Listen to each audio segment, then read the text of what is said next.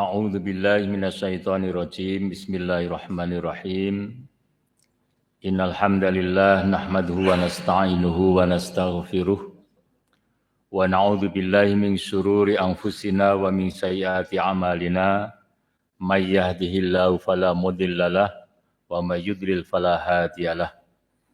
Asyhadu an la ilaha illallah wahdahu la syarikalah wa asyhadu anna Muhammadan abduhu wa rasuluh.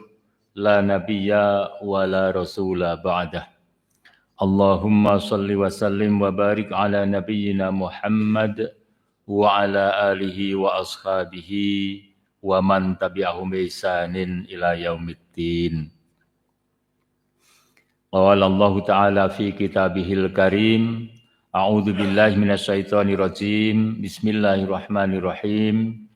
Ya ayyuhalladzina amanu taqullaha wa qulu qawlan sadida yuslih lakum a'malakum wa yaghfir lakum dhunubakum wa may yuti'illaha wa rasulahu faqad faza fawzan 'azima.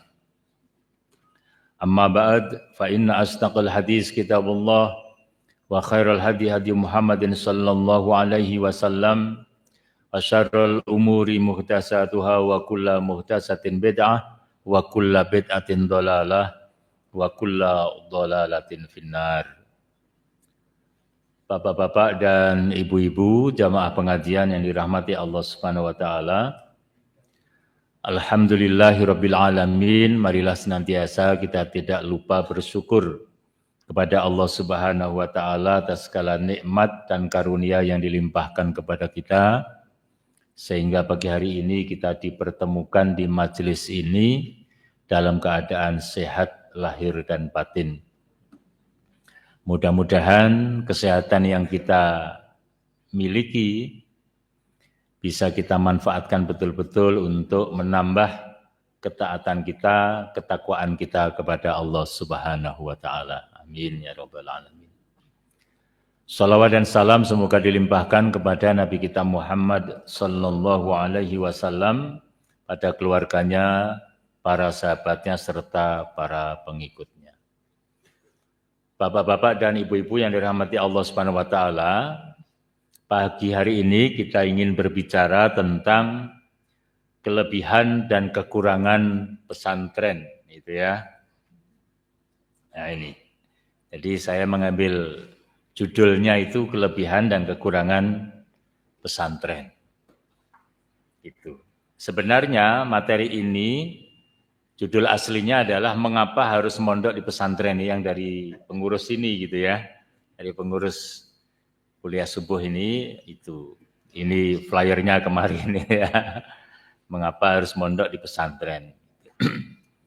Tapi saya mikir kalau tema ini yang kita ambil kok seakan-akan posisi sekolah dan madrasah itu menjadi di posisi yang lain gitu ya. Maka saya kemudian mengambil tadi judul tadi ya, kelebihan dan kekurangan pondok pesantren. Nah, walaupun demikian saya ingin memulai dari mencoba untuk menerka apa yang dikehendaki oleh pengurus kuliah subuh ini, sehingga saya ingin mencoba menjawab melalui yang pertama surat At-Taubah ayat 122 ya. Allah Subhanahu wa taala di sana berfirman, wa ma kana al-mu'minuna ya, wa ma kana al-mu'minuna liyaghfiru kaffah falaula nafara min kulli firqatin minhum ta'ifatul yatafaqahu fid din wal yungdiru qaumahum idza raja'u ilaihim la'allahum yahdharun. Saya ingin memulai ini ya. Kalau kita terjemahkan, penerjemahan saya seperti apa yang diterjemahkan juga oleh Kementerian Agama di Al-Quran dan terjemahnya ya. Dan tidak sepatutnya seluruh orang-orang beriman itu pergi ke medan perang. Falaula nafara min kulli firqatin minhum, hendaklah ada di antara mereka itu satu golongan, satu kelompok ya, ta'ifatun itu. Liyatafaqahu fiddin, yang pergi untuk menimba ilmu tafaqquh fiddin itu. Ya. Mendalami ajaran Islam. Waliyungdhiru qaumahum, dan untuk memberi peringatan kaum mereka. Idza raja'u ilaihim, apabila mereka kembali kepada mereka. La'allahum yahdharun.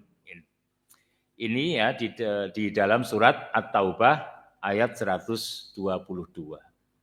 Di situ ada yang saya cetak ya dengan warna yang berbeda sendiri. Liyatafaqahu fiddin, untuk bertafakuh fiddin, mempelajari agama Islam sehingga benar-benar faqih di dalam ajaran Islam. Sebenarnya ini salah satu jawabannya, ya. Jadi mengapa pesantren itu ada? Kalau kita melihat sejarah pesantren, maka kita melihat pula bahwa sesungguhnya didirikan pesantren oleh para kiai lebih dahulu, ya. Di zaman-zaman dulu kita belum merdeka bahkan pesantren sudah ada, itu dalam rangka memberikan fasilitas kepada masyarakat yang mau benar-benar bertafakuh fiddin, mau menggali ajaran Islam yang sebenar-benarnya. Ya. Ini secara pesantren begitu. Hanya pesantren dulu itu lebih tersentral pada karisma seorang kiai karena dia memiliki pengetahuan yang luas di dalam ilmu-ilmu agama, maka kemudian terpanggil jiwanya untuk berdakwah. Dikumpulkanlah beberapa santri kanan kiri rumah beliau, ya, berkembang, nah, jadilah sebuah pesantren besar. Kalau kita melihat sejarah pesantren Jombang misalnya, pesantren Tebu Ireng misalnya, pesantren mana yang pesantren-pesantren milik Nahdlatul Ulama itu cukup banyak. Sejarahnya semacam itu. Ada hadir seorang kiai, memiliki pengetahuan, kemudian punya keterpanggilan berdakwah, mengajak orang-orang sekitar untuk mengaji. Itu sejarah berdirinya pesantren. Jadi, mengapa? Ya itu salah satu jawabannya. Yaitu supaya orang bertafakuh fiddin. Jadi benar-benar fokus di sana belajar tentang ajaran-ajaran Islam. Gitu. Maka dibuatlah semacam kurikulum kalau istilah sekarang ya. Dulu belum ada istilah itu ya. Kalau di barat ya sudah ada, tapi di masyarakat kita belum ada istilah kurikulum. Tetapi materi bahan ajar sudah ada. Ya. Nah, kalau pesantren-pesantren yang dulu itu biasanya berjenjang dari kitab-kitab, biasanya ya, pertama yang ngaji turutan dulu kalau zaman dulu namanya ngaji turutan. Ya, pakai kitab turutan untuk membaca Al-Qur'an. Dia belum bisa naik ke Al-Qur'an sebelum turutan tamat gitu. Kalau sudah tamat betul baru naik ya sampai membaca Al-Qur'an bisa. Nah, setelah itu baru kemudian ada pelajaran fikih. Ada kitab takrib, ada kitab sulam taufik, ada bermacam-macam ya. Ada Aqidatul Awam, ya. Kalau baca Al-Quran dulu ya ada tajwid dan sebagainya, itu diajarkan secara berjenjang. Itu di pesantren-pesantren yang lama. Untuk apa tadi? Tafakuh fiddin. Tetapi inspirasi ini harus ada yang menindaklanjuti kalau di kita ya. Tidak kemudian ini hanya inspirasi mandek, enggak. Maka mari kita coba ayat yang lain juga. Allah berfirman dalam surat Ali Imran ayat 104. Allah berfirman di sana, wal takum minkum ummatu yad'una ilal khairi wa ya'muruna bil ma'rufi wa yanhauna 'anil munkar wa ulaika humul muflihun. Hendaklah ada di antara kalian satu umat, satu kelompok golongan yang yad'una ilal khairi, yang mengajak orang lain ilal khairi, kepada kebaikan. Wa ya'muruna bil ma'rufi wa yanhauna 'anil munkar, dan memerintahkan kepada yang ma'ruf dan mencegah dari perbuatan yang mungkar. Wa ulaika humul muflihun. Dan mereka itulah orang-orang yang memperoleh kemenangan. Di situ ada kata yad'una ilal khairi wa ya'muruna bil ma'ruf wa yanhauna 'anil munkar. Artinya apa? Harus ada orang yang berdakwah. Di kalangan kaum muslimin harus ada orang yang berdakwah. Bahkan kalau kita melihat dalam bukunya Ustadz Yunahar Ilyas, berdakwah itu menjadi sebuah kewajiban individual. Ya, kewajiban kita masing-masing ini untuk berdakwah, dan ini pernah saya sampaikan. Hanya dakwah itu bermacam-macam, ya, ada dakwah pada diri sendiri, pada keluarga, sampai masyarakat luas. Ada dakwah bil lisan, ada dakwah juga bil hal, gitu kan. Tetapi bahwa kita umat Islam membutuhkan satu kelompok orang yang memang benar-benar bisa berdakwah. Untuk bisa berdakwah tentu mereka harus memiliki pengetahuan. Ya, tidak bisa berdakwah tanpa pengetahuan. Karena itu harus ada juga yang menindaklanjuti kalimat ini. Ya, tidak mandek pada sebuah ayat, tapi harus ada tindak lanjut. Bagaimana membuat sebuah sekolah yang sekolah atau madrasah itu mengkader para muridnya supaya menjadi para dai. Nah, itu begitu. Baik, kita lanjut lagi. Surat An-Nisa ayat 59. Ya, surat An-Nisa ayat 59. Allah berfirman di sana, "Ya ayyuhalladzina amanu," wahai orang-orang yang beriman. Khitabnya di sini adalah orang-orang yang beriman. Dari semua orang yang beriman. Ati Allah wa atiur Rasul. Taatlah kamu sekalian kepada Allah dan juga taat kepada Rasul. Jadi kita orang-orang beriman diperintahkan oleh Allah Subhanahu wa taala supaya mentaati Allah dan mentaati Rasul. Wa ulil amri minkum, dan juga taat kepada ulil amri di antara kalian. Diperintahkan kita untuk taat kepada para penguasa. Apalagi di Indonesia kita sudah menyatakan, Muhammadiyah sudah menyatakan bahwa negara ini adalah Darul Ahdi was-Syahadah dalam Muktamar yang ke-47. Negara ini adalah negara kesepakatan, kesepahaman, ya, was-Syahadah, dan negara pembuktian. Jadi kita mesti taat pada penguasa sepanjang tidak untuk bermaksiat kepada Allah Subhanahu wa taala. Ayat itu kemudian dilanjutkan, fa in tanaza'tum fi syai'in, apabila kamu berselisih pada suatu perkara. Ada sebagian mufasir yang menafsirkan fa in tanaza'tum fi syai'in itu adalah apabila kamu berselisih di antara rakyat dengan rakyat, di antara rakyat dengan pemimpin atau pemimpin dengan rakyat, begitu. Perselisih apa saja, perkara apa saja, farudduhu ilallahi war rasuli, maka hendaklah kamu kembalikan kepada Allah dan Rasul. Mengembalikan kepada Allah dan Rasul supaya sesuai dengan ketentuan Allah dan Rasul dalam setiap perkara yang kita berselisih padanya, tidak akan bisa kita lakukan kecuali dengan mengetahui isi kandungan Al-Quran maupun sunnah Rasulullah Sallallahu Alaihi Wasallam.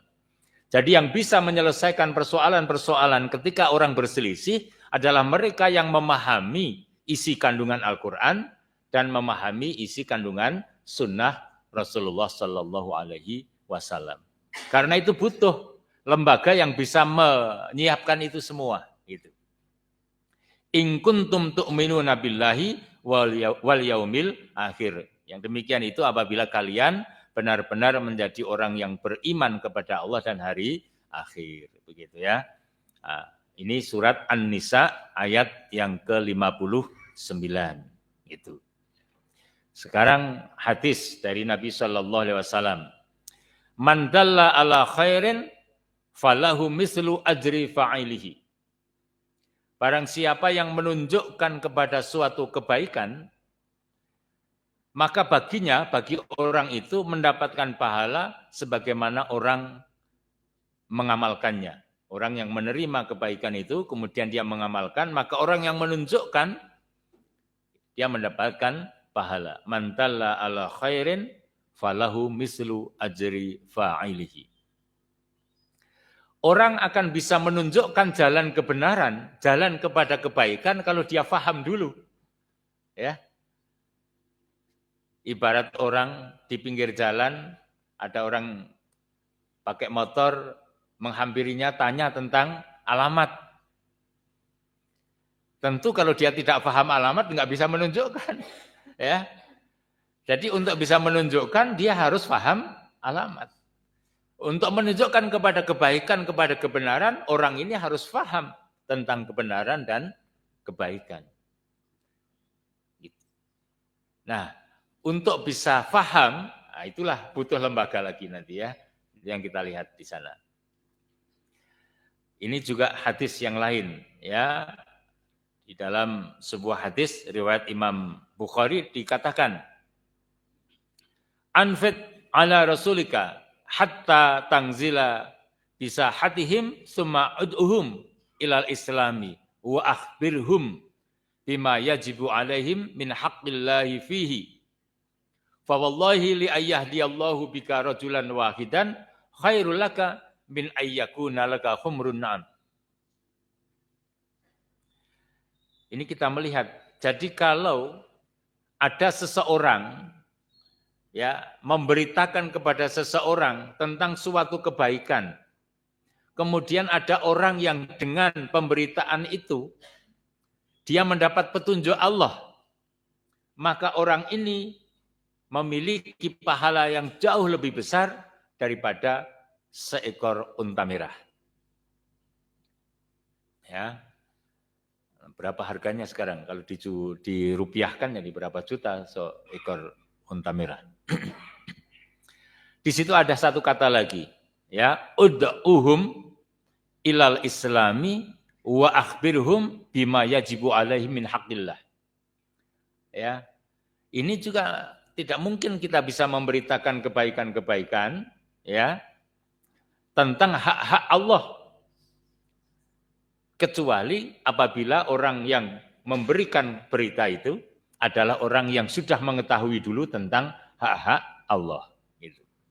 Jadi harus ada ilmu yang mendasari dia tentang hak-hak Allah yang menjadi kewajiban para hamba, sehingga diberitahukanlah itu kepada orang lain. Nah, ini hadis ya. Baik, hadis yang lain. An Abi Hurairah anna Rasulullah sallallahu alaihi wasallam qol. Jadi yang bersabda adalah Rasulullah sallallahu alaihi wasallam. Man da'a ila huda kana lahu minal ajri mislu ujuri man tabi'ahu la yanqusu dzalika min ujurihim syai'an. Barang siapa yang da'a ila huda, yang mengajak kepada petunjuk Allah, kana lahu, maka bagi orang itu minal ajri, mendapatkan pahala min mislu ujuri man tabi'ahu, seperti pahalanya orang-orang yang mengikuti dia. Jadi ada orang datang memberikan nasihat, katakanlah begitu, dengan kebaikan-kebaikan, kemudian ada orang mengikuti nasihat itu, maka orang yang memberikan nasihat akan mendapatkan pahala sebagaimana orang mengikuti atau menjalani nasihat itu. La yang kusu dzalika min ujurihim syai'an, tanpa mengurangi sedikit pun pahala orang yang mengikuti itu. Nah, tetapi di sini ada pertanyaan juga. Da'a ila huda, mengajak kepada petunjuk. Berarti orang mengajak kepada petunjuk Allah harus sudah jelas dulu tentang petunjuk-petunjuk Allah. Bagaimana mungkin dia bisa menunjukkan jalan yang baik, jalan yang siratal mustaqim, kalau dia sendiri belum paham tentang siratal mustaqim. Nah, gitulah. Itulah kira-kira ayat-ayat dari Al-Quran dan hadis Rasulullah Sallallahu Alaihi Wasallam yang mendasari mengapa perlu ada pertanyaan tadi, mungkin begitu. Saya menangkapnya begitu oleh pengurus kuliah subuh ini. Ya, jadi mengapa kita harus mondok di pesantren? Itu mungkin jawabannya tadi itu. Ya, saya mencoba menangkap seperti itu. Maka pada yang berikutnya, pada slide yang berikutnya saya tulis siapa yang bisa menyiapkan mereka tadi. Siapa yang bisa menyiapkan supaya orang itu bisa bertafakuh fiddin. Siapa orang yang bisa menyiapkan supaya orang-orang itu memiliki ilmu dakwah, ilmu tentang kebenaran, ilmu tentang hak Allah, ilmu tentang petunjuk-petunjuk Allah. Siapa yang bisa menyiapkan itu semua? Tentu banyak pihak. Tapi satu di antara pihak-pihak itu yang bisa kita harapkan adalah pesantren. Nah, gitu. Memang ada apa di pesantren? Nah, itu pertanyaannya ya. Pertanyaannya memang ada apa di pesantren sehingga kita berharap bahwa pesantren itu menjadi salah satu jawaban untuk menyiapkan tadi semua itu. Gitu ya. Ada berapa macam pesantren? Nah, ini yang mungkin perlu kita jawab. Itu ya. Baik, kita lanjutkan. Ada dua macam pesantren, Ibu dan Bapak. Yang pertama adalah pesantren modern. Ya, nanti kita jelaskan perbedaan pesantren modern dengan pesantren tradisional. Yang kedua adalah pesantren tradisional. Bisa kita lihat dua-duanya ini dari beberapa sisi sebenarnya. Kalau pesantren tradisional, pada umumnya tersentral pada figur seorang kiai. Ya. Kalau kiai ini kemudian punya putra, biasanya kemudian dilanjutkan oleh para putranya. Gitu. Terus turun-temurun. Kalau kebetulan kiai nggak punya putra, maka dia cari menantu, gitu ya, yang nanti bisa melanjutkan pesantrennya. Kalau ternyata nggak punya putra dengan istri pertama, biasanya kemudian cari istri kedua untuk melahirkan keturunan supaya bisa melanjutkan pesantrennya begitu. Ini saya tidak mengada-ada ini. Memang begitu kenyataan. Pada umumnya pesantren tradisional itu. Kemudian memanagenya bukan dengan manajemen modern, lebih pada keluarga. Sehingga kepemilikan pesantren biasanya menjadi milik keluarga. Itu pesantren-pesantren tradisional. Ya. Walaupun memang ada beberapa macam pesantren tradisional itu. Ada yang memang tanah fasilitasnya itu diadakan sendiri oleh Pak Kiai itu dan keluarganya, tetapi juga ada yang menerima wakaf, menerima infak dari banyak orang, tetapi akhirnya menjadi milik keluarga itu, walaupun mendirikan yayasan-yayasan. Itu pada umumnya demikian. Ya.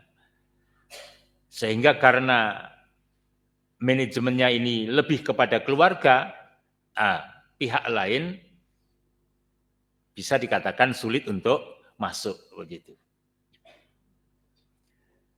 Apakah ada positifnya? Banyak juga positifnya gitu kan. Positifnya banyak. Jadi kita tidak mengatakan bahwa itu sebuah kelemahan, tidak. Tapi ini untuk membedakan itulah ciri-ciri di antara pesantren tradisional. Ciri yang lain dari pesantren tradisional adalah bahwa di dalamnya biasanya tidak banyak diajarkan ilmu pengetahuan yang umum, lebih khusus pada pelajaran-pelajaran agama. Dan tahun orang belajar pun tidak dibatasi. Jadi ada yang 3 tahun, ada yang 4 tahun, ada yang sampai 7 tahun, bahkan sampai bertahun-tahun di situ mengabdi dulu kepada para kiainya. Itu di pesantren-pesantren tradisional. Jadi kalau belum puas mendapatkan pengetahuannya, kadang-kadang belum pulang. Zaman dulu begitu. Ya. Nah, itu kalau pesantren modern berbeda. Ya, manajemennya sudah nanti kita lihat ciri-cirinya ya. Biasanya manajemennya sudah terbuka, manajemen modern. Ya, ada pimpinan, ada struktur, ada periodisasi dan lain sebagainya. Itu pesantren-pesantren modern. Kepemilikannya tidak menjadi milik dirinya, tetapi milik lembaga apakah berupa yayasan atau berupa sebuah organisasi. Nah, itu semacam itu kalau modern.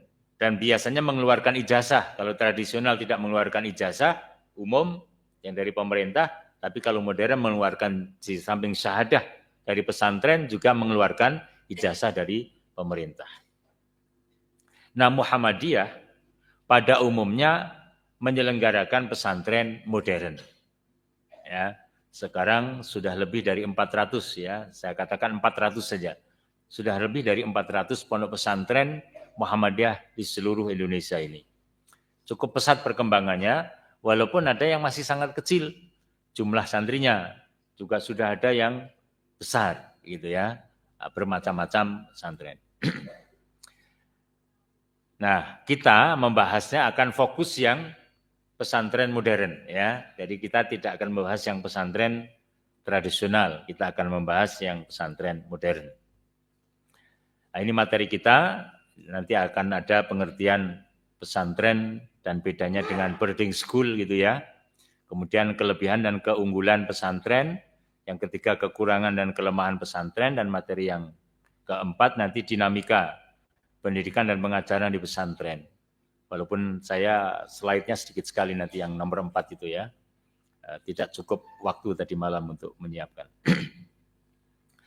Nah ini, pengertian pesantren. Secara umum pesantren itu adalah lembaga pendidikan Islam, baik yang modern maupun yang tradisional, yang mengajarkan agama Islam dengan sistem asrama dan karakter khusus. Definisinya sering diartikan demikian. Ya, nanti bisa browsing beberapa definisi oleh para pakar tentang pesantren. Saya mengambil yang salah satunya ini. Lembaga pendidikan Islam yang mengajarkan agama Islam dengan sistem asrama dan karakter khusus. Nah, pesantren ini memiliki 5 rukun pesantren menurut Kementerian Agama. 5 rukun pesantren itu yang pertama harus ada kiai. Dikatakan pesantren kalau ada kiainya. Maka pesantren modern di Muhammadiyah juga harus ada kiai. Dan ini yang salah satu yang menjadi kendala saat ini. Ya, belum semua pesantren Muhammadiyah memiliki seorang kiai. Kiai itu jejer di situ. Ya, pengennya seperti kepala sekolah, berbeda nanti ya. Kalau kepala sekolah periodisasi. Setiap 4 tahun habis masa jabatannya. Walaupun dia boleh diangkat kembali 1 kali. Tapi nggak bisa yang ketiga dan keempat dan seterusnya. Nah, pesantren tidak demikian. Kalau pesantren itu diatur sedemikian, nanti agak sulit untuk membentuk sebuah karakter. Ya. Dan biasanya menjadi sebuah masalah kalau yang demikian. Maka ini penting untuk kita perhatikan di kalangan Muhammadiyah tentang hadirnya seorang kiai di sebuah pesantren. Itu. Nah, kiai ini sosok orangnya kalau idealnya harus orang yang alim, orang yang faqih, orang yang paham betul tentang agama. Karena apa? Karena akan menjawab tantangan tadi. Untuk tafakuh fiddin, untuk mengajarkan pengetahuan tentang dakwah, mengajarkan tentang hak-hak Allah ya dan hak-hak manusia seorang hamba. Itu semuanya itu harus orang yang bisa mengajarkan semua itu. Idealnya adalah seorang yang alim, seorang yang faqih. Ya. Kalau kemudian di grade ya paling tidak ada grade berapa gitu ya. Kalau Anda kan kiai itu bisa dikasih grade gitu ya, dikasih level gitu ya. Itu. Tapi tentu saja sulit membuat predikat ya, memberi level-level tertentu pada, karena ada kiai yang memang faqih betul di bidang fikih ibadah. Tapi dia di bidang tafsirnya tidak begitu menonjol gitu ya. Ada yang faqih betul di bidang hadis. Gitu. Di bidang hadis. Tetapi di sisi yang lain kurang. Nah, itu bermacam-macam itu. Nah, kalau yang bagus ya yang sempurna. Kalau yang sudah sempurna ya masalah akidah paham betul, masalah ibadah paham betul ya, dan memiliki ilmu alat yang memadai, ya, itu hebat gitu ya. Tapi yang demikian itu untuk zaman sekarang ya ya mudah-mudahan Allah memberikan apa namanya orang-orang yang bisa alim, bisa faqih gitu. Nah, kiai ini juga terkadang berfungsi sebagai direktur kalau di pesantren modern. Jadi tidak sekedar jejer kiai, tapi kadang-kadang sekaligus menjadi direktur. Ya, menjadi manajer pondok pesantren itu. Nah, biasanya mereka adalah lulusan pesantren atau lulusan perguruan tinggi tapi pernah nyantri. Ya, kalau seorang kiai belum pernah nyantri, rasanya enggak afdol. Dia tidak merasakan suka dukanya orang santri. Ya, kalau sudah menyantri itu beda ya beda. Gitu.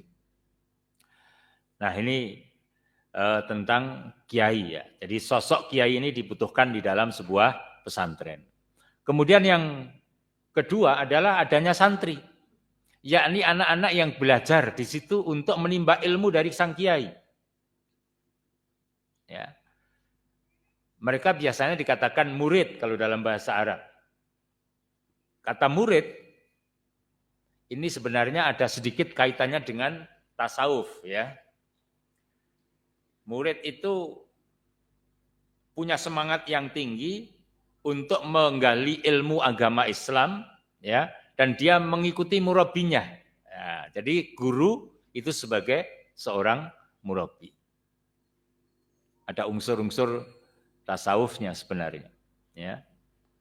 Tapi sekarang hilang unsur itu sehingga sekarang ya cukup mengatakan santri atau murid atau siswa gitu ya.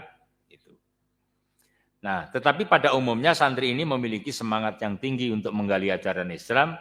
Mereka datang tidak hanya dari sekitar pondok pesantren, bahkan dari tempat yang jauh gitu. Ya, mereka rata-rata siap untuk mengabdi bagi ajaran Islam, siap untuk mengabdi bagi agama Islam. Itu rata-rata santri begitu. Kalau yang tidak siap, ya nggak betah biasanya mondok pesantren, baru 3 bulan udah keluar gitu ya. Gitu. Tapi kalau yang sampai 6 tahun, ya kalau sekarang misalnya 6 tahun begitu, jenjang menengah pertama dan menengah atas, nah itu insya Allah ada kesiapan dalam dirinya, ya. Yang ketiga, rukun ma'hadnya adalah ada kitab kuning. Ini yang yang disarankan oleh Kementerian Agama. Ada kitab kuning yang diajarkan. Kitab kuning ini istilah ya. Bukan kitab yang warnanya kuning. Dulu memang warnanya kuning. Kalau sekarang kertasnya sudah banyak yang putih gitu ya. Kertasnya sudah banyak yang putih sekarang. Tapi ini istilah, yaitu kitab yang berbahasa Arab gundul tanpa harokat. Ya.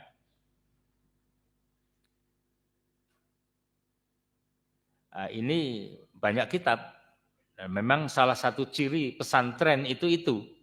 Ya. Kalau pesantren kok tidak mengajarkan kitab kuning, hilang rasa pesantrennya gitu ya. Hilang rasa pesantrennya. Ibarat panjenengan masak rendang misalnya, kok hilang santannya, ya hilang rasa rendangnya gitu kan. Itu. Nah, pesantren dikatakan pesantren kalau ada kitab kuning yang diajarkan. Gitu. Nah, ini berbahasa Arab tanpa harokat, kurikulum dan silabusnya berjenjang. Ada yang sifatnya dasar, ada yang menengah, ada yang sampai atas. Misalnya kalau tata bahasa Arab saja, misalnya dari Jurumiyah, ya, nanti naik lagi Umriti misalnya, naik lagi Alfiyah misalnya begitu. Berjenjang, itu kitab-kitab tata bahasa Arab. Gitu. Ya, jadi ada dasar, ada menengah, ada juga yang pakai Nahul Wadih. Nahul Wadih jilid 1 berjenjang, kemudian jilid 2, naik lagi jilid 3, dan seterusnya begitu. Ya, bermacam-macam. Begitu pula kitab-kitab yang berkaitan dengan akidah juga berjenjang. Dengan ibadah juga berjenjang. Nah, biasanya semacam itu. Ya. Nah, ini kitab kuning. Ya, kitab kuning baik yang tentang akidah, tentang ibadah maupun tentang akhlak. Kemudian harus ada masjid. Ini termasuk disyaratkan oleh Kementerian Agama untuk mendirikan sebuah pondok pesantren. Kalau masjid tidak ada, ya mau kemana? Sholatnya, ya, sholatnya pindah tempat ke kampung lain, tidak ideal. Jadi di tempat di pesantren itu harus sudah ada masjid, idealnya begitu. Nah, sekarang bahkan tidak hanya masjid, tetapi juga kelas-kelas, bahkan laboratorium untuk sebuah pesantren modern. Jadi itu dibutuhkan, tidak sekedar masjid, tetapi juga ada kelas, ada laboratorium. Ada perkantoran, ya, bahkan ada ruang tamu khusus, ada ruang makan kantin khusus, ya, begitu ya. Nah, ini jadi beberapa pondok pesantren kita di Indonesia ini sudah ada yang sangat modern, ya. Saya masuk di sebuah pondok pesantren itu kayaknya sudah mirip hotel lah begitu ya, betul-betul asramanya, kantinnya. Ini kalau menyekolahkan anak di situ ya serasa hotel betul gitu ya, ada itu pondok pesantren yang sudah seperti itu. Nah, kemudian rukun yang kelima adalah asrama, ya, asrama. Ini ada yang sangat sederhana, ada yang tengahan gitu ya, dan saya terus ada yang sangat mewah, mewah. Ya, kalau di kantin itu ya kayak di kafe gitu ya, pemandangannya indah begitu, lihat ada pesantren yang begitu, ya. Bermacam-macam. Jadi tinggal kita milih mana gitu nantinya. Nah, ini pengertian pesantren semacam itu, Bapak dan Ibu ya. Baik, kita lanjutkan. Ini berbeda dengan boarding school. Ya. Berbeda dengan boarding school. Sekolah berasrama. Apa bedanya? Sering diartikan bahwa boarding school itu adalah sekolah dengan sistem pendidikan di mana siswa, guru, dan staf berada dalam satu asrama dan lingkungan sekolah. Kalau tadi rukun ma'had itu ada 5 oleh Kementerian Agama, kalau boarding school ini belum ada yang membuat rukunnya gitu ya. Rukun boarding school itu belum ada. Tetapi 3 ini yang saya lihat. Ada 3 elemen. Yang pertama adalah manajemen sekolah dan fasilitas. Di sana ada kepala sekolah, ada guru, ada karyawan, ada komite sekolah, dan biasanya tidak ada kiai, ya, kalau boarding school. Ada direktur, ada manajer mungkin, tapi tidak ada kiai. Itu pada umumnya kalau boarding school. Ya. Belum tentu sekolahan yang boarding school di dalamnya juga ada masjid, belum tentu. Ya, walaupun sekarang sudah banyak yang mendirikan masjid juga gitu. Kemudian yang harus ada dalam boarding school adalah kurikulum dan bahan ajar. Ini tidak mungkin tidak, ya, karena ini adalah ilmu yang akan ditransfer oleh lembaga, yakni di situ guru-gurunya kepada para muridnya. Dan kemudian yang ketiga adalah ada murid, ya, tetapi murid ini kalau dalam boarding school kadang-kadang tidak semua murid berasrama, ya. Sebagian murid. Jadi kalau ada murid misalnya 1.500 murid, mungkin yang berasrama 200, 300, yang lainnya tidak berasrama. Gitu. Ini biasanya pada boarding school. Tetapi sekarang juga ada boarding school yang mewajibkan seluruh santrinya berasrama. Gitu kan? Jadi ini bentuknya boarding school, tetapi mewajibkan seluruh santrinya berasrama. Nah, di sana terkadang ada manajemen yang berbeda antara manajemen sekolah madrasah dengan manajemen asramanya gitu. Itu kadang-kadang ya. Walaupun juga ada yang sudah mulai menyatu.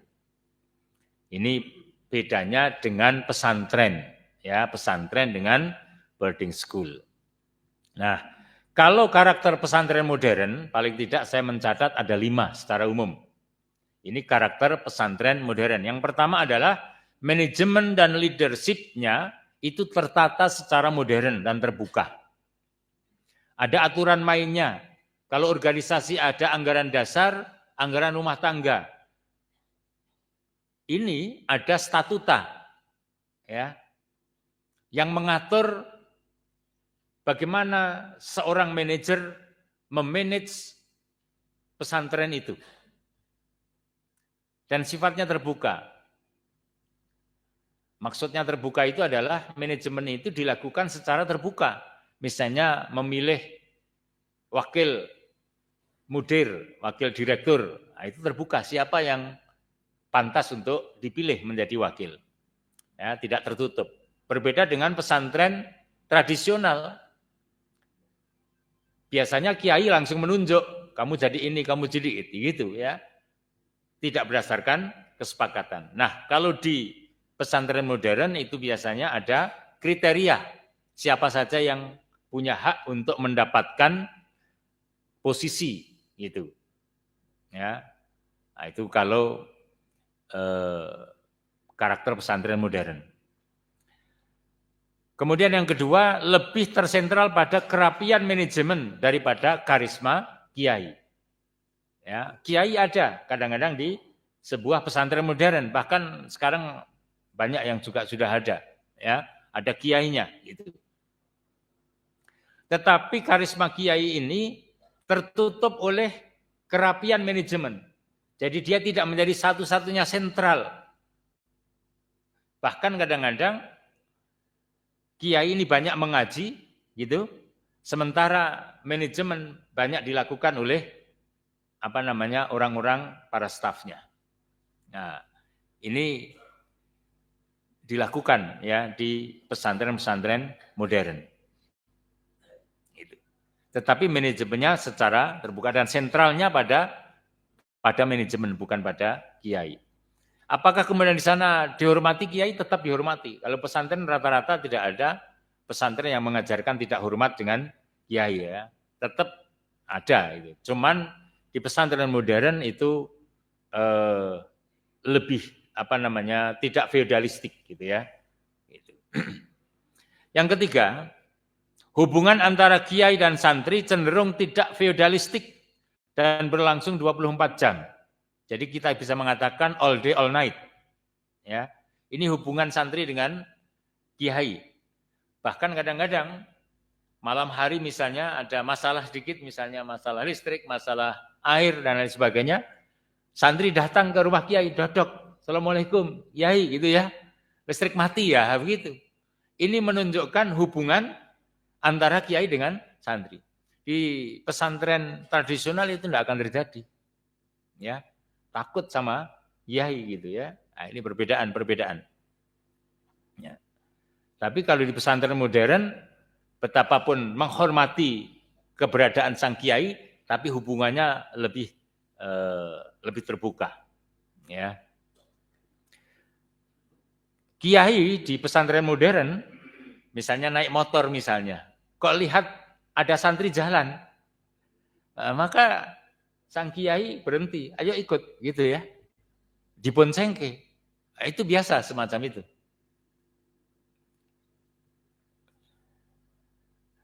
Ini plus minus semuanya gitu ya. Sholat misalnya, soft pertama ya diisi oleh yang datang pertama, meskipun santri, gitu kan. Kok ada guru, ada ustadz, datang belakangan ya di soft belakang, gitu. Tapi kalau di pesantren-pesantren yang tradisional tidak, soft pertama itu dikosongi dulu sebelum nanti datang gitu, baru kemudian mereka yang para ustadznya datang, baru kemudian qomat gitu ya, kiainya datang. Nah, itu semacam itu. Perbedaan-perbedaan. Ya. Nah, yang keempat adalah bahwa di pesantren modern kurikulumnya seimbang antara kurikulum pesantren dan kurikulum nasional. Ya, kurikulum umum istilahnya orang mengatakan, ada kurikulum agama, kurikulum umum. Itu seimbang biasanya. Ya, ini di pesantren modern. Jadi mengajarkan tidak hanya ilmu agama tetapi juga ilmu umum. Nah, di sini fungsinya nanti ada syahadah, ya, sertifikat kepesantrenan, tapi juga ada ijazah yang resmi dari pemerintah. Yang kelima adalah bahwa proses pembelajaran cenderung problem solving dan klasikal. Ya, kalau di tradisional biasanya ada sorogan istilahnya ya. Jadi individual itu juga bagus, tidak kemudian tidak bagus. Ya, karena satu persatu sampai tuntas betul. Ya, coba kalau kita ngaji dulu di kampung-kampung itu. Membaca Al-Fatihah kok belum benar, belum boleh naik ke Anas gitu kan. Belum boleh. Al-Fatihah harus benar dulu, yakin benar. Ya, walau dol itu ya, dolnya itu ya, dolnya harus benar. Kalau itu belum benar masih diulang-ulangi sampai betul. Nah, ini ketuntasan belajar untuk individual, ya. Berbeda dengan klasikal. Kadang-kadang kurang tuntas kalau klasikal itu. Gitu. Tapi kalau individual tuntas. Baru setelah Al-Fatihah selesai, baru dia boleh naik ke Anas ya. Qul a'udzu birabbin nas malikin nas itu ya. Malikin nas apa malikin nas, itu di berkali-kali sampai anak ini benar-benar membaca dengan benar kata malikin nas atau malikin nas gitu ya. Sedikit panjang atau pendek saja satu harokat. Nah, itu semacam itu individual. Kelebihannya semacam itu. Tetapi di pesantren modern pada umumnya klasikal. Sehingga klasikal itu akan tidak seperti tadi. Hanya biasanya kalau klasikal itu kurvanya normal. Selalu ada kurva normal. Ada yang ekstrim pinter-pinter, ada yang ekstrim kurang pinter-pinter gitu ya. Nah, biasanya yang agak tengah terabaikan. Nah, yang kurang pinter ini yang kemudian diteliti individual. Kalau ada 30 anak, 5 anak yang hebat-hebat, ada 5 anak yang kurang hebat atau sangat kurang hebat, yang tengah-tengah mungkin 20 anak. Gitu. Nah, itu kalau klasikal. Nah, kalau yang 5 anak yang pinter-pinter tambahi. Ya, tambahi materi-materi, dipercepat, yang kurang, yang lambat-lambat, itu yang kemudian harus dengan sistem individual, sistem face to face gitu ya. Yang tengah-tengah yang kadang-kadang terabaikan. Semuanya plus minus. Tetapi karakter pesantren modern pada umumnya adalah klasikal. Ya, klasikal. Nah, sekarang ini, jadi kalau kita menyebut kelebihan pesantren tidak berarti kita merendahkan sekolah atau madrasah. Kita sedang berbicara tentang pesantren. Nah, apa kelebihan pesantren modern? Saya mencatat paling tidak ada 7 ya. Yang pertama, pada umumnya pesantren modern itu lembaganya dikelola dengan manajemen modern, tadi seperti yang sudah saya kemukakan. Yang kedua, kurikulumnya seimbang antara duniawi dan ukhrawi. Seimbang antara pesantren dan nasional atau agama dan umum, duniawi dan ukhrawi. Ya, ini kelebihannya. Sehingga anak-anak punya skill. Kalau dulu pada umumnya pulang dari pesantren, ilmu agamanya tinggi, yang tradisional ini, tetapi belum punya skill untuk bekerja. Ya, sehingga kadang-kadang keduniawinya itu agak terabaikan, gitu. Ya, tetapi ilmu agamanya pinter. Nah, kalau pesantren modern ini ingin menyeimbangkan, ya biasanya inspirasi dari yang kedua ini adalah surat Al-Qasas ayat 77. Itu yang menginspirasi untuk nomor 2 ini. Sehingga kurikulumnya seimbang antara duniawi dan ukhrawi. Anak-anak para santri diajarkan kepadanya ilmu-ilmu keagama, tetapi juga diberi skill, keterampilan-keterampilan. Itu. Sehingga pulang dari pesantren, dia tidak bingung. Dia bisa melanjutkan kuliah karena punya dasar ilmu, tapi dia juga bisa bekerja karena sudah punya skill. Bermacam-macam skill yang diajarkan di beberapa pesantren modern. Kelebihan yang ketiga adalah penguasaan bahasa. berbahasa atau bahasa asing. Ya. Yang saya menggunakan itu untuk komunikasi maksudnya ya. Jadi berbahasa asing itu biasanya penguasaannya lebih tinggi di pesantren itu daripada di luar pesantren.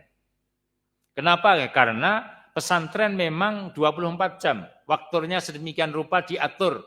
Ya, kondisinya dibuat oleh pesantren, budayanya dibuat oleh pesantren. Sehingga komunikasinya cenderung bisa diandalkan untuk berbahasa asing, baik Arab maupun Inggris. Kalau di Indonesia pada umumnya pesantren modern dua bahasa itu mesti ada, Arab ataupun Inggris. Bahkan sekarang sudah merambah juga ke bahasa-bahasa asing yang lain. Ada pesantren yang mengajarkan bahasa Jepang, ada pesantren yang mengajarkan bahasa Mandarin, ya, ada pesantren yang mengajarkan bahasa Korea, bermacam-macam, gitu. Kemudian yang keempat, pembentukan karakter santri lebih diutamakan. Ya, 24 jam. Jadi tadi kita katakan all day, all night. Itu berinteraksi. Ini kelebihan pesantren. Karena berada di dalam satu keluarga besar, itu 24 jam mereka berinteraksi, maka karakter itu bisa dibentuk. Bapak dan Ibu, berbeda dengan di sekolah yang tidak pesantren, yang ngelaju. Begini, jadi misalnya ini sekolah, ini rumah, di sekolah diajarkan berbagai macam budaya kebaikan-kebaikan misalnya. Gitu ya. Di rumah, budaya itu ada yang sama persis dengan sekolah, ada keluarga yang tidak sama persis dengan sekolah, bahkan ada yang keluarga mungkin agak sedikit bertentangan budayanya dengan di sekolah. Gitu loh. Ini perbedaannya. Ya. Maka anak yang laju gitu itu memiliki dua sisi. Pengetahuan, interaksi yang berbeda. Ketika berinteraksi dengan teman-temannya dan guru-gurunya di sekolah dan ketika berinteraksi dengan keluarganya dan masyarakat setempat. Kalau keluarga dan masyarakatnya setempat itu baik, maka akan menunjang. Itu. Kalau sekolah insya Allah tidak ada yang tidak baik. Ya, semua sekolah mesti mengajarkan kebaikan. Tapi ada pula keluarga baik, tapi masyarakatnya tidak baik. Ada keluarga dan masyarakatnya tidak baik. Nah, ini akan sangat berpengaruh bagi anak-anak itu. Nah, kalau di pesantren karena satu tempat, satu lokasi, maka ini tidak akan terjadi yang demikian tadi. Apa kata kiai, apa kata guru, apa kata santri, jadi satu. Mereka bersama-sama. Misalnya saya ambil contoh. Tentang kebersihan misalnya. Kalau kiai mengatakan dan kiai ini concern pada bidang kebersihan, pesantren kita harus bersih misalnya begitu ya. Untuk mengamalkan satu ayat Al-Quran. Wasiyabaka fatahhir misalnya. Pesantren kita harus bersih untuk mengamalkan satu nilai dari sebuah hadis. At-tahuru syatrul iman misalnya.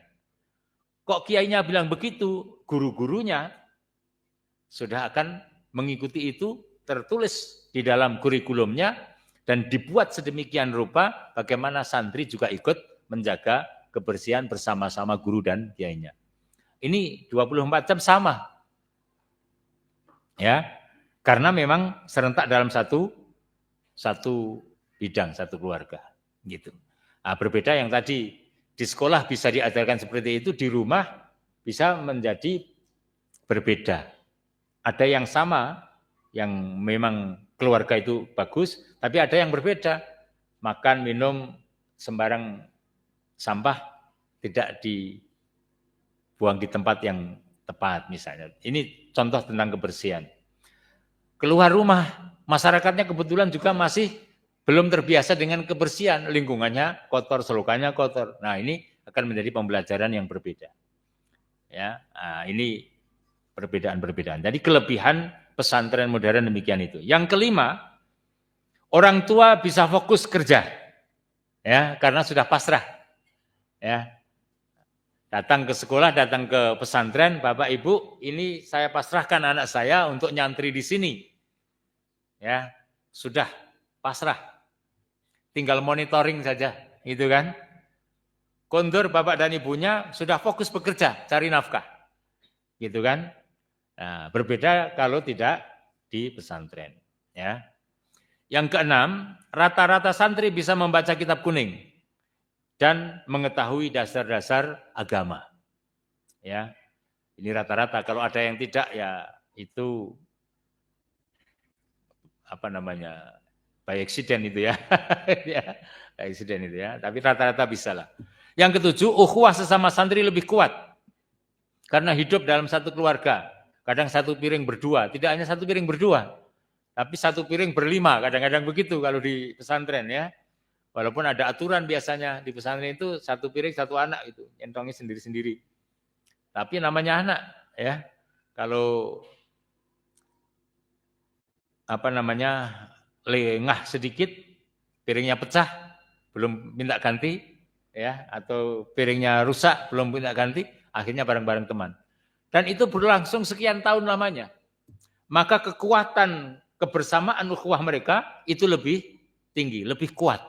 Coba sama-sama teman pesantren itu. Saya misalnya kemudian pergi ke Pekalongan, mencari dulu teman, ada enggak ya Pekalongan yang dulu sama-sama di pesantren. Cari. Kenapa ya? Karena saking dekatnya gitu. Apalagi jelas saja. Datang kemana? Cari yang sama-sama alumni pesantren kita. Nah, gitu, ketemu gitu ya. Nah, di samping itu karena 24 jam di pesantren itu terbebas dari pengaruh luar yang negatif. Ya, terbebas dari toksik istilahnya sekarang ya, yang negatif. Kalaupun ada, itu ya mungkin 1-2 ada sih ya. Namanya pesantren juga manusia ya. Bisa saja kemasukan itu ya bisa saja. Tetapi secara umum insya Allah lebih bersih, lebih terjaga. Ya, lebih terjaga. Nah, kalau tidak di pesantren agak sulit juga ya kita mengontrolnya itu.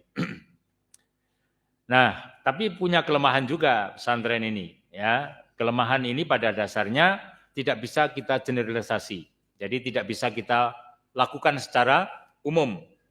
Ya, sifatnya kasuistik antara satu pesantren dengan yang lainnya berbeda-beda. Ini di antara kelemahan, saya mencatat ada 6. Belum semua pesantren punya visi misi yang jelas dan terukur, termasuk di pesantren modern Muhammadiyah. Ya, saya ke beberapa tempat pesantren Muhammadiyah kebetulan ya, karena memang hidupnya sehari-hari di pesantren ya. Saya menemukan kadang-kadang ada pesantren yang visi misinya itu kurang jelas dan kurang terukur. Bahkan menyusun visi misi juga mungkin belum begitu paham, gitu ya. Ini terjadi. Yang kedua, belum semua pesantren modern punya kiai yang standby. Ya. Ini termasuk di pesantren-pesantren Muhammadiyah. Ya, belum semua pesantren punya kiai. Padahal harusnya kiai itu standby di situ. Istilah orang dulu ngengremi. Ya. Ibarat ayam angrem gitu ya, ngengremi telurnya supaya bisa netes gitu. Ada seorang murid ya, seorang santri lulus dari pesantren, kemudian melanjutkan kuliah di Madinah, kemudian pulang, dia sekarang memimpin sebuah pesantren. Kemarin ketemu saya itu dia bilang begini, Ustadz, saya ndodoi 12 santri saya. Istilahnya ndodoi itu ngengremi tadi. Itu dipantau betul pembelajarannya yang 12 santri itu sampai tamat di pesantrennya, sampai kemudian kuliah ke luar negeri, kemudian sekarang balik. Nah, 12 itu sekarang sudah menjadi stafnya. Pasrai ini, pasrai itu sudah. Itu menjadi netes istilahnya ya. Menjadi betul-betul seorang santri yang mampu diandalkan untuk tafakuh fiddin, untuk memberikan pencerahan ya. Liyungziru qaumahum idza raja'u ilaihim, untuk memberi peringatan kepada kaumnya ketika mereka kembali ke kampung halaman mereka. Nah, itu sudah fungsi semacam itu, ya. Nah, kalau kiai tidak ada, nah itu salah satu kelemahan ya. Kelemahan. Kemudian yang ketiga, kelemahannya adalah karena swasta rata-rata, pesantren kan swasta, apalagi milik Muhammadiyah tidak ada yang negeri. Kalau negeri nggak jadi milik Muhammadiyah kan? Jadi milik Muhammadiyah semuanya swasta. Sebagian pesantren belum memiliki fasilitas yang memadai. Ya, belum semua pesantren memiliki fasilitas yang memadai. Salah ketik itu ya. Ya tipe itu, fasilitas yang benar ya. Harus ada masjid, harus ada kelas, harus ada asrama, harus ada laboratorium, harus ada kantin, ya, harus ada ruang tamu, harus ada ruang pertemuan antara wali santri dengan santri, harus ada ruang sidang, ruang apa namanya, ruang aula, harus ada ruang olahraga. Nah, ini banyak banget sebenarnya. Jadi kalau membuat pesantren yang ideal itu besar, dananya besar. Ya. Olahraga itu tidak boleh kemudian diabaikan. Ya. Olahraga harus ada karena supaya sehat juga jasmani para santri. Nah, ini masih sebagiannya kita kurang. Ini kelemahan. Sekali lagi ini tidak bisa di general ya. Ini sifatnya kasuistik. Yang keempat, beberapa pesantren masih kurang ramah santri, kurang humanis. Ya. Apa maksudnya? Kadang-kadang ada unsur senioritas. Yang duluan di situ itu yang paling power gitu ya. Nah, ini kadang-kadang semacam itu. Ya. Ini harusnya ditanggulangi oleh sebuah aturan tata tertib gitu. Nah, ini masih kekurangan ya, termasuk saya catat sebagai sebuah kekurangan atau kelemahan. Beberapa pesantren belum ramah santri. Gitu. Yang kelima, santri jauh dari orang tua. Ini kelemahan apa kelebihan? Kalau anak saya bilang itu kelebihan, Pak, gitu ya. Jauh dari orang tua itu kelebihan karena kemudian mandiri ya anaknya itu, tidak mbok-mboken istilah mungkin Wonosobo sama mbok-mboken, tidak mak-makan gitu ya. Kalau yang anak putri tidak bapak-bapakan gitu ya. Jadi lepas sudah gitu. Sehingga kemandiriannya muncul. Apa namanya? Perjuangan untuk fight, survival itu apa namanya? Muncul di situ ya. Gitu. Itu kalau dikatakan sebagai sebuah kelebihan. Tetapi juga bisa menjadi sebuah kekurangan karena orang tua tidak bisa setiap hari ya. Nggak bisa setiap hari untuk komunikasi ya. Nggak bisa. Nah, yang keenam adalah beberapa pesantren kurikulumnya belum jelas. Nah, ini bahaya kalau sampai kurikulumnya belum jelas ini ya. Ini kelemahan. Baik, kita lanjutkan. Nah, ini dinamika. Dinamika pesantren modern ya. Di Muhammadiyah saat ini ada sekitar 400 ya, lebih pesantren modern ya. Ada yang menamakan dengan MBS, Muhammadiyah Boarding School. Ada yang menamakan dengan pesantren saja ya, bermacam-macam istilah. Itu namanya juga berbeda-beda ya. Saya akan menyoroti 4 saja. Tentu saja 4 ini subjektif ya. 4 ini subjektif. Unggulan pesantren Muhammadiyah. 4 pesantren di Jateng dan DIY ini penilaian subjektif sekali lagi. Tetapi subjektifnya saya itu juga berdasarkan data, berdasarkan informasi gitu ya. Jadi tidak kemudian betul-betul dari subjektivitas saya. Ada 4 di sini, ada pesantren Al-Matera, ada pesantren Trensain, ada pesantren Mu'alimin Mu'alimat, ada pesantren MBS Prambanan. Ini di Jawa Tengah dan di DIY. Yang di DIY yang Mu'alimat, Mu'alimin dan MBS Prambanan. Kemudian yang di Jateng ada Al-Matera, ada Trensain. Banyak sekali dari Jawa Tengah itu pesantren itu untuk Muhammadiyah ada sekitar 140-an pesantren. Ya. Mungkin malah lebih sekarang. Itu di Jawa Tengah, pondok pesantren Muhammadiyah. Tapi ada yang kecil, ada yang tadinya SMP, kemudian mulai surut santrinya, siswanya, kemudian berubah menjadi pesantren, gitu kan. Ada yang memang sengaja betul-betul didirikan pesantren. Nah, kita melihat ini dinamikanya ya. Kalau gitu saya tulis unggulnya. Tetapi dinamikanya tidak di situ saja sebenarnya. Ya, misalnya di Almatera, unggul di public speaking dan leadership. Ini pengakuannya bukan dari saya, tapi dari dosen Unima dan dari dosen UMY. Ya, dari dosen Unima dan dari dosen UMY. Jadi rata-rata kemampuan di sana anak-anak punya public speaking dan kemampuan leadership. Ya. Bahkan di IPM saja sudah ada 2 anak yang masuk tingkat IPM pusat. Gitu ya. Dari dulu kan selalu dipegang oleh mu'alimin-mu'alimat. Nah, sekarang sudah mulai tembus. Ini contoh gitu.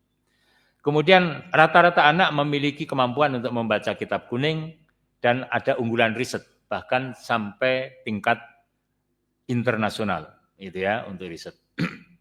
Trend sains unggul di perpaduan antara sains dan Al-Qur'an. Jadi anak-anak santri di trend sains itu misalnya ayat ini berbunyi apa? Maka ini berkaitan dengan fisika atau kimia atau biologi.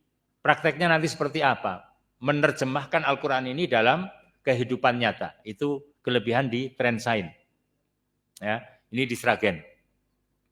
Jadi anak-anak menghafalkan ayat-ayat tematik yang berkaitan dengan sains modern. Misalnya ayat yang berbunyi, Inna rabbakumullahu alladzi khalaqas samawati wal arda fi sittati ayyamin, tsumma stawa 'alal arsy, yughshi lailan nahara yadrubu hasisa, wasyamsa wal qamara wan nujuma musakhkharatin bi amri, ala lahul khalqu wal amr, tabarakallahu rabbul alamin. Ini ayat tersebut dalam surat Al-A'raf. Ini apa kaitannya dengan dunia alam semesta ini? Penciptaan Allah tentang alam semesta ini bagaimana? Itu dikait-kaitkan. Itu kelebihan di trend sains. Itu ya. Itu. Ini idenya adalah dari seorang profesor di Universitas Erlangga apa Brawijaya, Jawa Timur, saya lupa namanya. Itu mendirikan 2 pesantren. Yang satu di NO, yang satu di Muhammadiyah. Sama-sama trend sains. Itu. Nah, itu trend sains. Mu'alimin-mu'alimat ini saya rasa yang paling kuno ya. Paling kuno ini sudah sangat terkenal. Bahasa asingnya juga unggul. Tertib administrasinya juga unggul. Kompetensi mata pelajarannya juga unggul di sana. Ya, itu. Kalau tidak salah ingat sekarang juga sudah mulai menginjak ke muadalah. MBS Prambanan nih, muadalah Al-Azhar ya, mungkin 2 tahun ini sudah muadalah dan kemudian ada keunggulan bahasa Arab. Nah, tetapi ini dinamikanya banyak kalau di pesantren itu ya, dinamikanya banyak sekali. Sebenarnya cukup beragam dinamika di pesantren. Nah, itu Ibu Bapak yang dirahmati Allah Subhanahu wa taala. Jadi saya mencoba untuk menguraikan apa yang menjadi kehendak pengurus kuliah subuh ini. Mengapa kita harus mondok di pesantren? Itu karena pesantren menjadi salah satu harapan kita untuk bisa melahirkan orang-orang yang bisa memberi pencerahan pada masyarakat tentang agama Islam. Apalagi saat ini dunia kita, di dunia digital ini, banyak bahayanya juga walaupun banyak positifnya ya.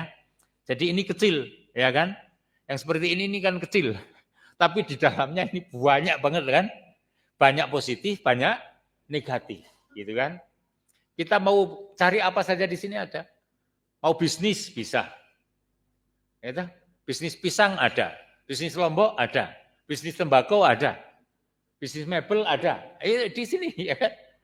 Ibu-ibu mesti tahu ini, ya. Banyak sekali. Tetapi ini punya pengaruh yang negatif juga, ya kan?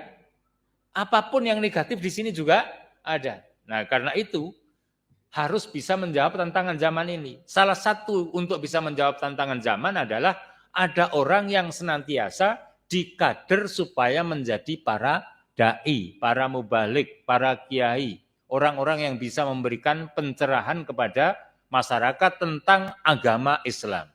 Salah satu yang bisa kita harapkan adalah pesantren. Itulah mungkin kehendak pengurus kuliah subuh ini sehingga mengambil tema mengapa kita harus mondok di pesantren. Kurang lebihnya demikian Bapak dan Ibu yang bisa kita sampaikan pagi hari ini. Kalau ada tutur kata yang kurang berkenan, ada kesalahan, kekurangan, kami mohon maaf ya. Mudah-mudahan kita dan keluarga kita diberi kemudahan oleh Allah Subhanahu wa taala, kelancaran di dalam memperoleh rezeki ya, yang halalan thayyiban, yang wasi'an, anak-anak cucu kita dijadikan anak-anak cucu yang soleh-solihah, keluarga kita semuanya mudah-mudahan menjadi keluarga yang barokah, sakinah, mawaddah, warahmah, mendapatkan ridha Allah Subhanahu wa taala, dan mudah-mudahan kita semuanya kelak dikumpulkan di surga Allah Subhanahu wa taala. Amin ya rabbal alamin. Subhanakallahumma wa bihamdika asyhadu an la ilaha illa anta astaghfiruka wa atubu ilaik. Nasrum minallah wa fathun qarib wa basyiril mu'minin wa akhiru da'wana alhamdulillahi rabbil alamin. Assalamualaikum warahmatullahi wabarakatuh. 98 FM Purnama Sidi Wonosobo, mencerahkan, inspiratif.